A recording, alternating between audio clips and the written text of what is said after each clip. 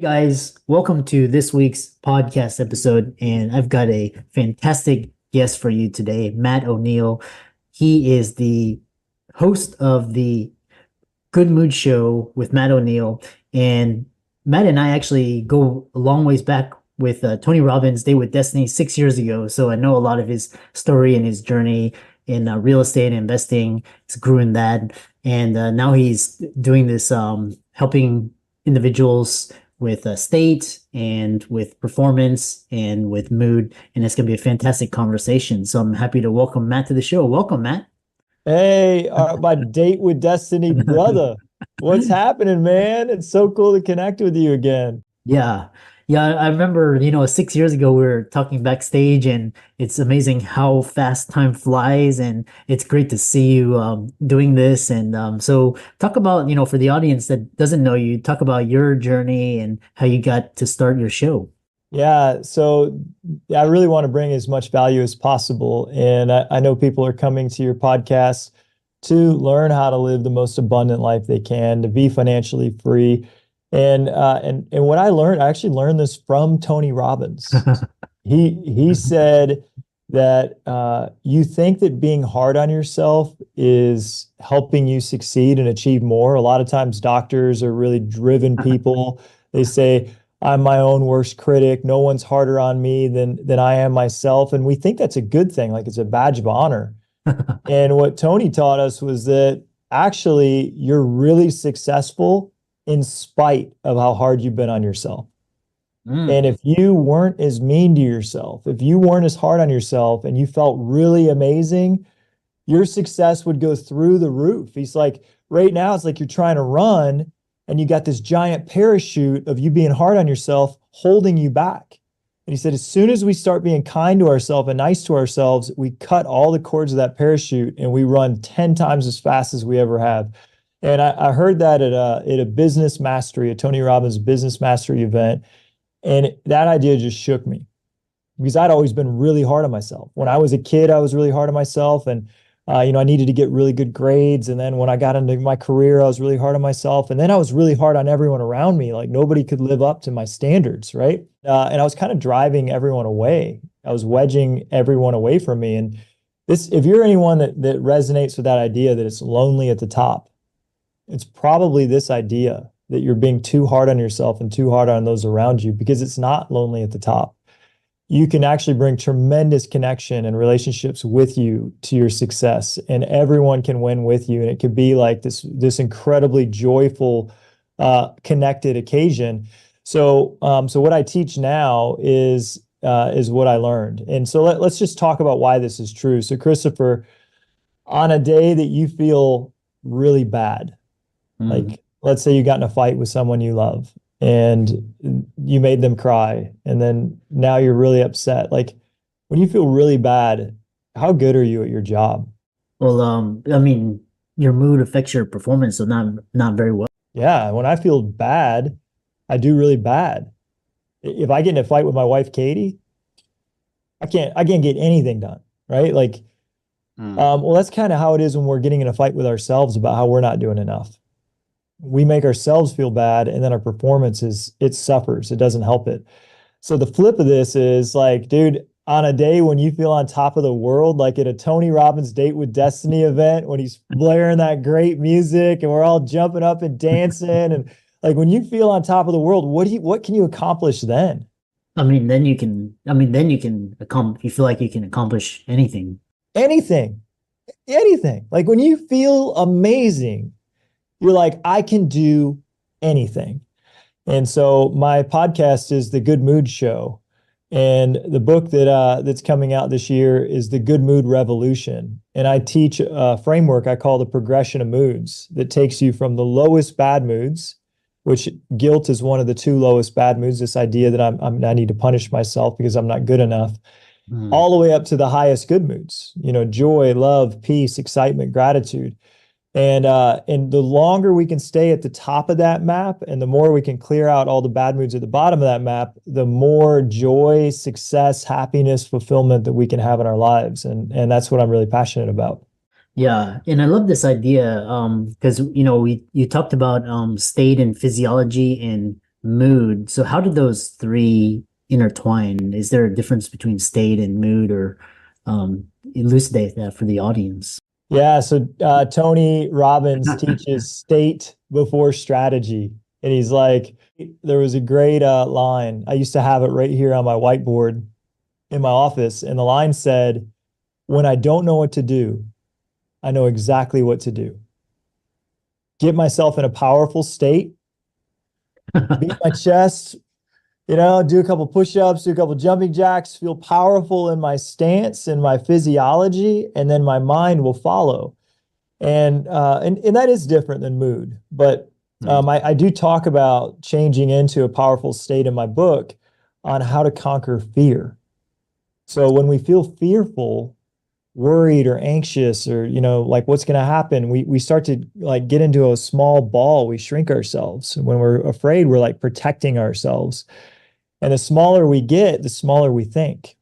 And so to conquer fear, if you are feeling anxious or afraid of something, sit up straight, pull, like imagine there's a string attached to the center of your chest, and pull your chest up like Superman 2 degrees higher than you normally would. Put your shoulders back, maybe do like 10 squat jumps and feel strong. And then your mind follows and your whole body feels really strong. And then from that place, from a strong mind and a strong body, now you're like, man, I know what to do.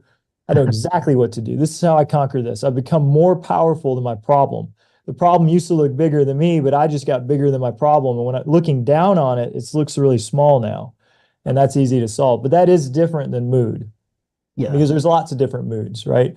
Fear is just one of them. And I think this idea of using your physiology is a great recommendation for getting over fear. But how do you get over the bad mood of anger? It's totally different. When you're angry, you're already kind of puffed up and bowed up and you got your chest up. And so that mood of anger requires different techniques to conquer. Yeah. Which brings us to our next question is, a lot of people, they're listening to this, are like, okay, positive mood, positive framework, and when the world is going to shit, like in COVID, or, let's say, today's business environment, and you've got AI, and, and then you've got war, all these things, how do you balance these fears and stay in a good state? Like, these things can really take you out, affect your family, your business, everything. Yeah. The first thing to do is to say, well, what's actually affecting me personally? So war in Ukraine, that's out of my locus of control. I can't do anything, or I could, I could send money. I could get really invested and involved. I could probably find lots of ways to help, but it's not in my immediate world of what I can touch and what I can change within my world right now. So what can I control? I think that getting super afraid and worried and anxious about things that really don't have anything to do with me at all isn't helping me improve the world. We think that like maybe watching the news and being super invested in how much other people are suffering will help alleviate the suffering in some way. It won't. What will alleviate suffering is helping yourself become super positive, become a really bright light, and every single life you touch, you improve. So in my town, I'm a board member of Make-A-Wish for the South Carolina chapter where I live. I go out and meet children that just got the worst news ever, and their moms that just found out they've got a cancer diagnosis and they have to live in a hospital for the next 3 years while they try to hopefully save their life. And I can't be bummed out about Ukraine, sitting down with this child and their mom and saying, I want to make your wish come true. What's the one thing you want to do that would bring you the most joy in the world? And sitting down with those kids and they're like, man, my family deserves a break from the hospital. Could we all go to Disney World? And I'm like, heck yeah, we go to Disney World. Like, let's get away from this hospital and away from these cords and plugs and then get you out into joy. And you know what? Just the positive expectancy and the hope for these kids, they start to heal because their mind starts to get more excited and hopeful. I mean, it's proven that these wishes actually heal children. And then going to Disney and having the experience and coming back from the Wish and like talking about how it changed, like their whole healing journey changes. But my point on that story is I can control that, because if I feel really happy and there's people within my locus of control that I can touch and I can change their life, I can make a difference here. I don't have to get all bummed out about things that are so far away from me that I'm not involved in. Yeah, I love that locus of control, and it's what you can control, what is out of your control. The other question I have is, can you share a specific time when your philosophy helped you overcome a significant personal or professional challenge, and what are the key takeaways and lessons from that? Yeah, last week. So I own a real estate company. I have 80 employees Hmm. that report to me, and my job is to guide us in the best direction we can and help everyone have as much success as possible. I also own a property management company that manages people's properties, and that has a different set of employees. Well, last week I got news that the National Association of Realtors is going to cut realtor income in half Mm. starting in July.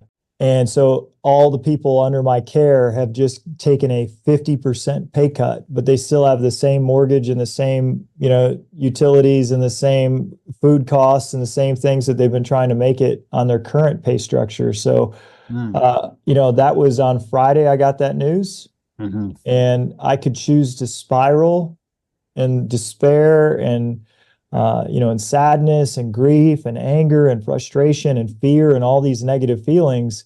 Hmm. But succumbing to all that negativity isn't going to help me make a positive plan of action on how Hmm. to move my team forward.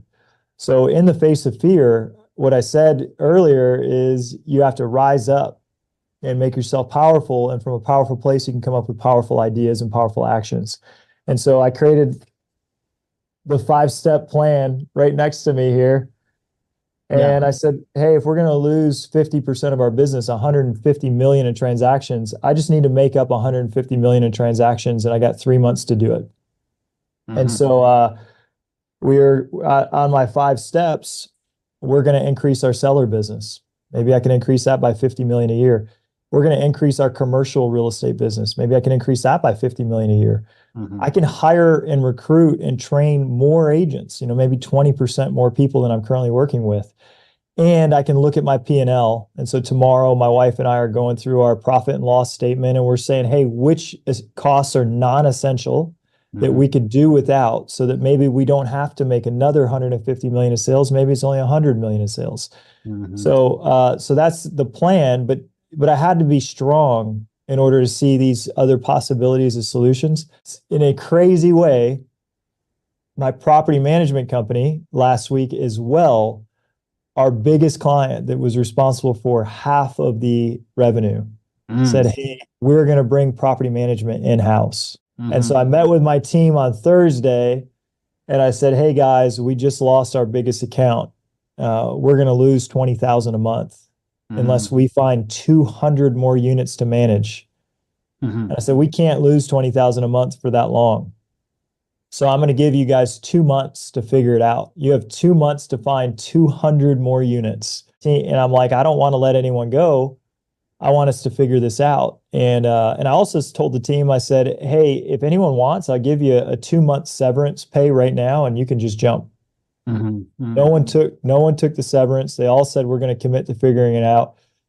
Here we are. So that was Thursday. I met with them, and it's Tuesday. So less than a week later, we got a commitment for another 200 units from a different owner 5 days later.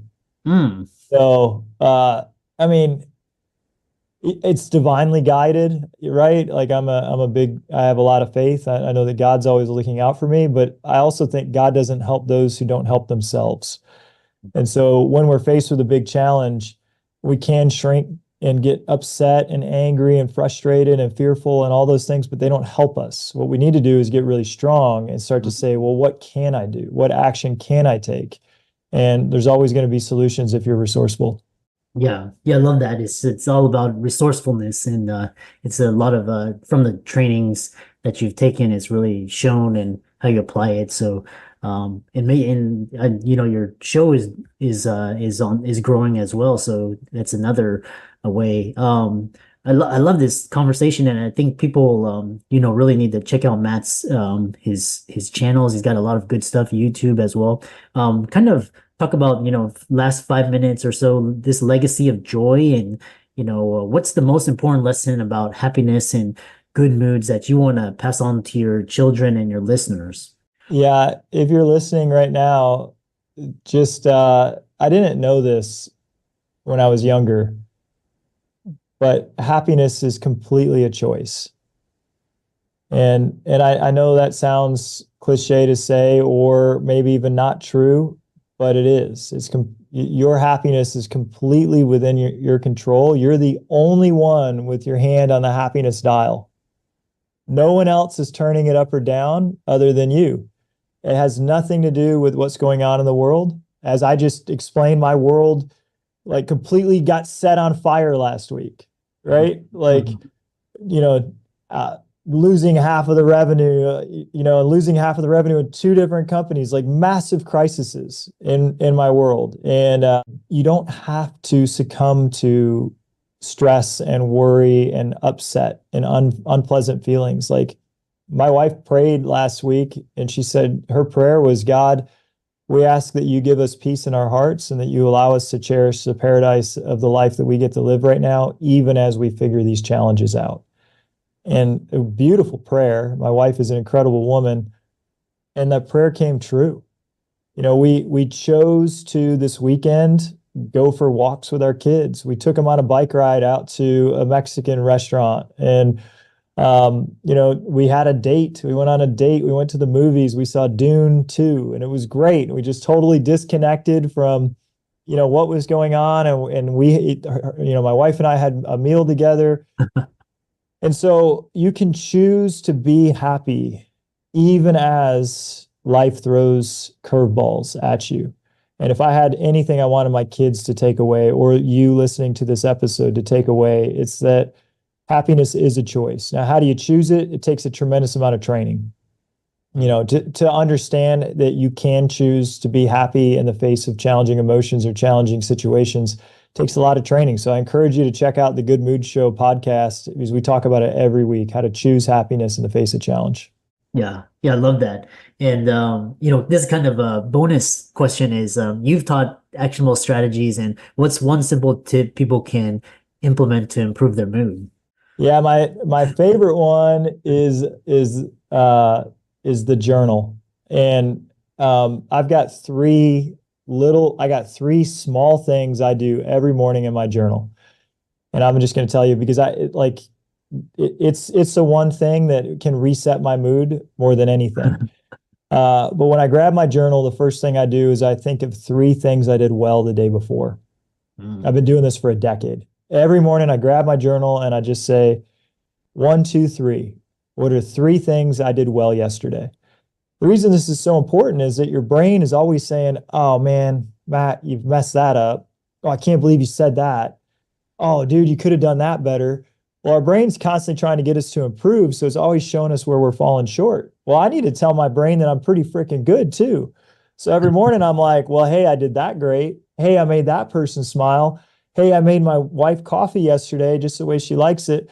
Like as soon as I start to list the things that I did well, I start to believe in myself more and become more positive. The next thing after I write three things I did well is I write three things I'm grateful for. And not the same three things. It has to be three brand new things. So I've been doing this again for, like I said, for a decade. After 3,600 days, right? You start to like run out of things to be grateful for. Like, oh man, I already said my wife and my kids and everyone I know and everyone I ever went to school with and my car and all the things I own. Like, what else is there? Well, you start to find out, man, I could be grateful for everything. I could Mm. be grateful for the challenge that's making me more resilient. I could be grateful for the cat that showed up on my doorstep last night asking for food and the opportunity. Well, this is a true story. A stray cat shows up on our doorstep last night, and I'm like, awesome. I went and got a can of tuna fish, and our kids went out and we were feeding this cat. The cat ate the whole can of tuna fish in like just a couple of minutes. It was so hungry. But I was grateful for that experience that we got a chance to feed this animal. So you start to figure out like every single thing is a moment to be grateful for. And you do those two things, man, your whole life becomes more positive. Yeah, I love that. And it's almost like training your brain to, look for the good in everything. Just like even if everything's, you just look for those little nuggets. So I love that. For all the audience, let's thank Matt for coming on and really check out his stuff and follow up with him. Check out his website, his services, his podcast, and give him a like and follow on social. And with that, thanks so much for My man, dude, I love your show. You're like my hero. Like you have become such a big star in the podcast space, and I'm just